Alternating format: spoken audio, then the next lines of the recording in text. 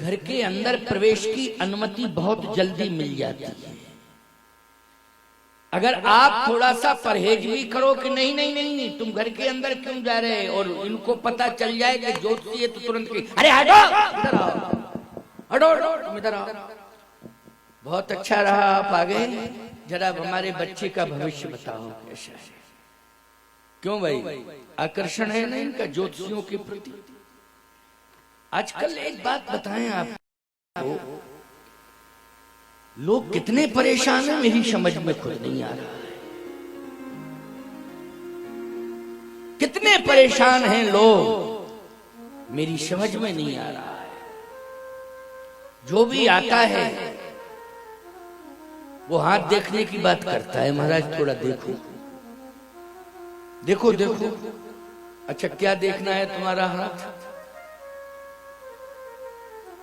हम तो माथा ही देख के समझ गए हैं, तुम हाथ क्या दिखा रहे हो?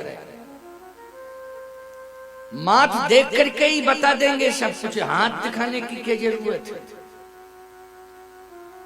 लेकिन खूब माथा देखो, लेकिन लोग फिर भी संतुष्ट नहीं, हाथ देखो। क्यों भाई, माथा खूब देखो, चाहे सही बता दो चाहे जैसा बता दो, लेकिन नहीं हाथ देखो तब संतुष्टि मिलेगी। बिना हाथ देखे संतुष्टि मिल ही नहीं सकती। अच्छा कोई डॉक्टर ये कहे कि तुम्हारे अंदर ये लक्षण हैं, तुम जान रहे हो कि ये लक्षण हैं, और वो कह रहा है अनुभवी डॉक्टर की ये लक्षण देख करके लगता है, फिर भी मरीज कहता नहीं हाथ देखो। आप हाथ देखो तब बताओ कि हाथ देखो तब संतुष्टि होती मरीज को। क्यों? डॉक्टर ने हमारा हाथ देखा। जो अनुभवी वैद्य होते हैं, मैं डॉक्टरों की बात तो नहीं करूंगा, अनुभवी वैद्यों की बात करूंगा, वो दूर से ही बता देते हैं कि ये बीमारी है, ये लक्षण दिखाई दे रहे हैं। हमारे यहाँ हमारे से पहले जो कामतगिरी पीठ पर प्रतिष्ठापित थे महंत डॉक्टर श्री पुरुषोत्तम दास जी महाराज, वो आयुर्वेदाचारी थे। वो देख करके बता देते थे कि ये लक्षण है, ये बीमारी है। हाथ वाथ देखना तो बात की बात है, वो हाथ भी देखते थे लेकिन पहले ही बता देते थे ये बीमारी है तुम्हारे अंदर। वैद्य अनुभवी होते, जो बहुत बड़ा ज्योतिषाचार्य होता है ना, उसे हाथ वाथ देखने की जरूरत नहीं पड़ती, वो दूर से ही बता देता देख करके कि ये लक्षण है तुम्हारे, ये परेशानी है। लेकिन लोग मानते नहीं, हाथ देखो हाथ देखो। अच्छा हाथ देखने वाले भी बड़े विचित्र होते हैं, वो सबसे पहले एक ही बात कहते हैं, अच्छा अच्छा दिखाओ। ओ तुम परेशान बहुत रहती हो। हाँ ठीक है। क्यों भाई? क्योंकि परेशान सभी हैं। अरे सब परेशान हैं, कोई परेशानी से दूर है संसार में? हाँ, परेशानियों से कोई दूर है। शायद आप कुछ अनुमान लगा रहे होंगे, ये दूर है परेशानी से, ये दूर है, ये दूर है, ये दूर है। मैं कह रहा हूं कौन दूर है परेशानियों से? संसार में कौन सुखी है? बाकी तो सब दुखी हैं, सब परेशान हैं। को तन दुखी, को मन दुखी, को धन बिन भया उदास। बोलो भाई, ऐसी बात नहीं है कि हमारे पास बहुत ज्यादा धन है तो हम सुखी हैं। नहीं, हम दुखी हैं। भले ही धन है हमारे पास, इतना धन है। मैंने तो कलकत्ता में बहुत बड़े उद्योगपति की यहाँ कथा कही, जिनके यहाँ चांदी की कुर्सियां, भोजन के लिए सोने के थाल आ रहे हैं, उनमें भोजन आ रहा है। हमारे साथ उन्होंने भोजन किया है, बोले महाराज आज आपके साथ प्रसाद पाएंगे, चलो भाई बैठ जाओ। बड़ा भोजन बनवाया, उनके सामने भोजन आया तो हम देख करके आश्चर्यचकित हो गए। कटोरी में पानी था और एकदम पतली सी रोटी थी, बिल्कुल पतली पतली, उसमें घी नहीं लगा हुआ था, बिना घी की पानी। मैंने कहा ये क्या है? बोले ये मूंग की दाल का पानी है। हमने कहा ये सब आइटम, बोले महाराज यही तो दुर्भाग्य है, 12 साल हो गए कुछ भी नहीं खा पा रहे हैं। केवल डॉक्टर ने कह दिया मूंग की दाल का पानी और बिना घी की पतली रोटी, वो भी एक से ज्यादा खाओगे तो कोई गारंटी नहीं। इतनी कड़ी सजा दी जा रही है इतने बड़े उद्योगपति को, अरबों खरबों रुपया उसके पास भरा पड़ा है, धन की कोई कमी नहीं है, लेकिन दुखी है कि नहीं, भोजन नहीं कर पा रहा है, भोजन नहीं कर पा रहा है। मैंने कहा सेठ जी तुमने तो हमको भी उदास कर दिया है, हमारा पाने का मन था कि ये भी पाले ये भी पाले, लेकिन तुम बैठे क्यों थे मेरे सामने, मेरी भूख उड़ गई। बोले महाराज आपकी भूख क्यों उड़ गई? हमने कहा तुम्हारे जैसे हम भी ना हो, हम भी तुम्हारे जैसे ना हो जाएं, इसलिए हमारी भी भूख उड़ गई तुम्हें देख के। कहे महाराज क्या बताएं, 12 साल हो गए हैं, इसलिए जिंदा है, नहीं तो कभी के मर गए। इसका मतलब यह है कि पैसा है फिर भी दुखी है, बोलो है कि नहीं? ऐसी खतरनाक बीमारी आ गई शरीर के अंदर कि वो धन से भी दूर नहीं हो रही है, केवल भोजन का त्याग करने से और परहेज करने से ही वो बीमारी थोड़ा सा प्रभाव नहीं दिखा पा रही, केवल परहेज करने से। इसलिए को तन दुखी तो को मन दुखी, को धन बिन भया उदास,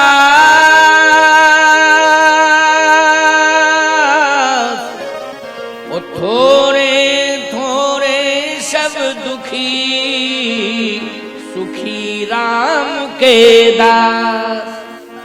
जो राम के दास हैं, हरि के दास हैं, भगवान के दास हैं, वही सुखी हैं। क्योंकि सुखी मीन नीर अगाधा, सुखी मीन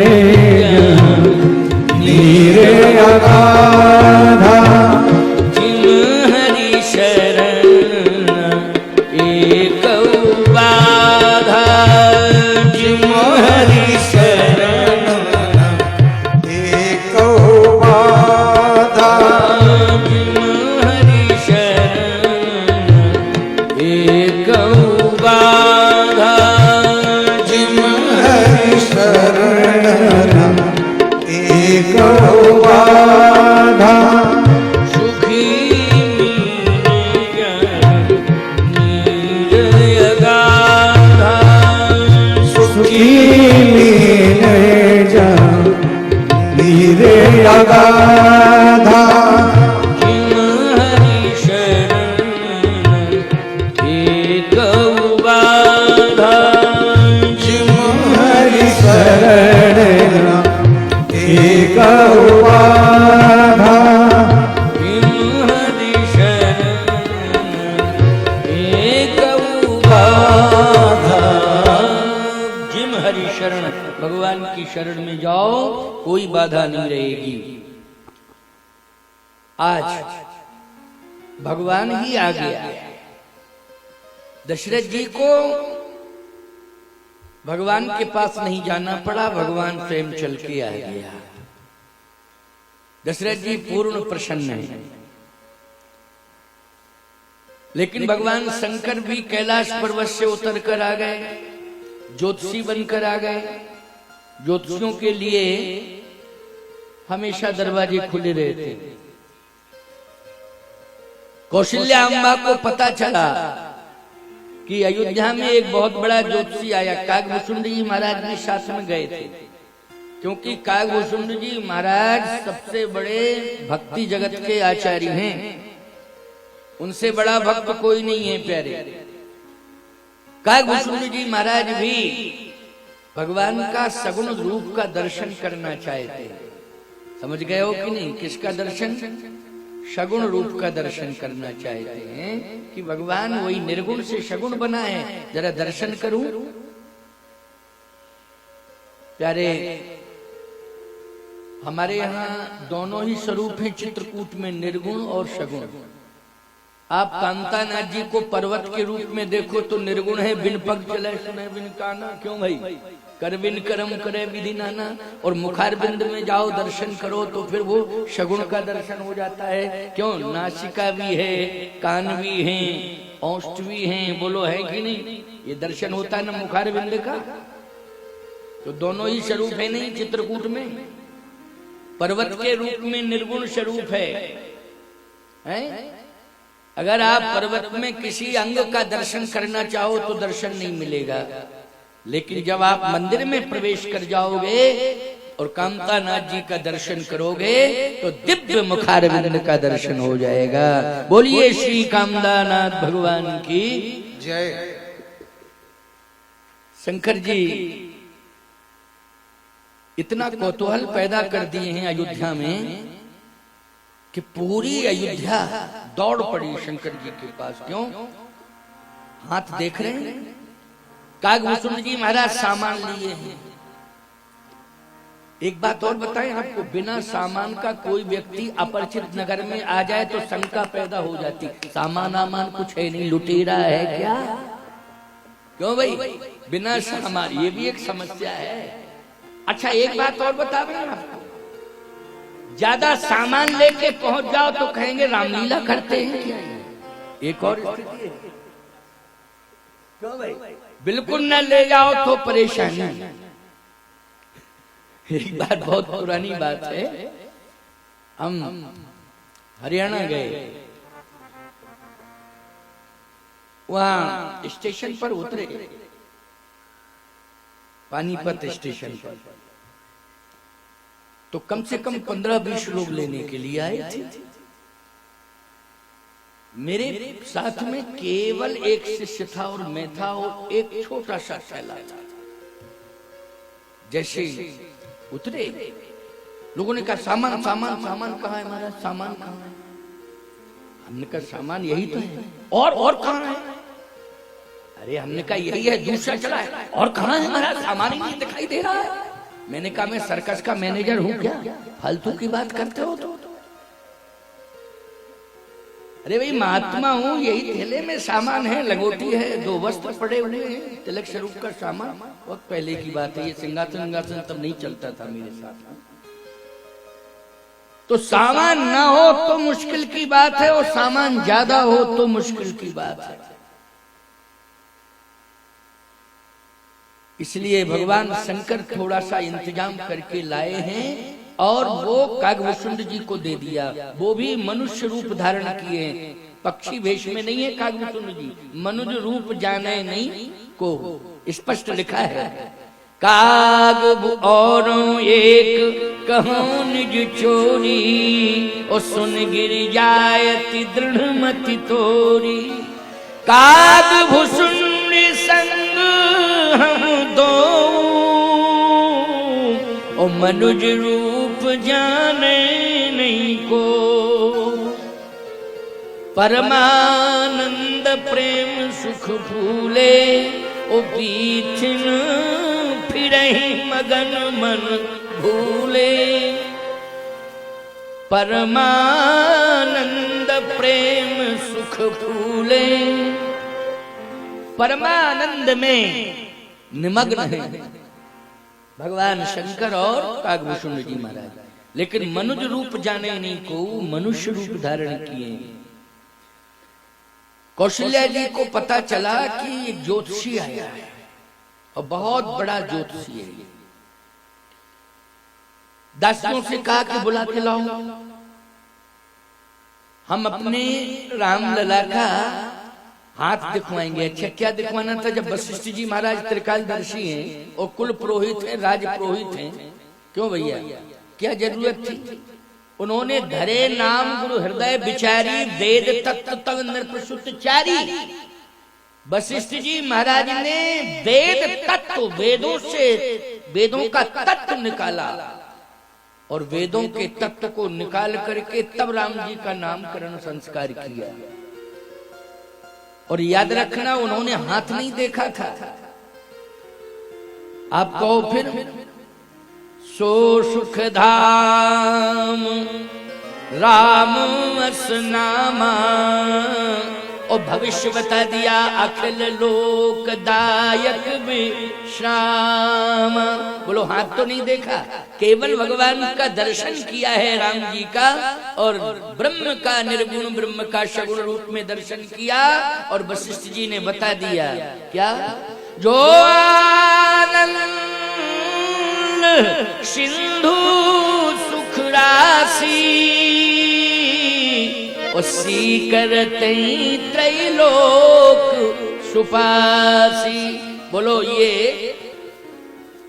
ज्योतिषी हैं कि नहीं वशिष्ठ जी? कितने बड़े ज्योतिषी हैं, जो आनंद सिंधु सुख राशि, सी करते त्रैलोक सुपासी। देखो वशिष्ठ जी महाराज ने एक उदाहरण दे, ये देखिए, ये पत्ता है और ये है इसकी सीख पत्ते की। ध्यान से सुनना, ये पत्ता है, पत्ते में ये सीख है, अंदर सीख, बड़ी मुलायम सीख है। अब इसको आप समुद्र में डालिए और फिर समुद्र से निकालिए और फिर देखिए कि इसमें कितना पानी आया है सीख। आप तो आश्चर्यचकित होंगे कि नहीं होंगे? अरे किसी पात्र को गिलास डाला आपने या कटोरी डाली या आपने कोई पात्र डाला, उसमें तो आधार है जल का, कुछ ना कुछ जल दिखाई देगा है। लेकिन सीख को आप डालें समुद्र में, वो भी थोड़ा बहुत जल में नहीं, समुद्र में डालें। कितना जल है समुद्र में? अपरिमित जल है। और फिर आपने सीख को निकाला और फिर देखा कि इसमें कितना जल आया।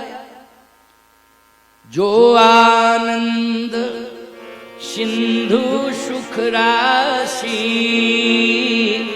सी करते त्रैलोक सुपासी। इतना बड़ा भविष्य वक्ता कौन हो सकता है वशिष्ठ जी महाराज जैसा, कि दशरथ ये आनंद के सिंधु हैं। कौन? जो बड़े बेटे राम हैं, ये आनंद के समुद्र हैं। और पूरे संसार में जो आनंद है वो इन्हीं के द्वारा दिया जा रहा है। तो दशरथ जी ने कहा, महाराज एक बात समझ में नहीं आ रही, संसार तो बहुत बड़ा है, इनके पास कितना आनंद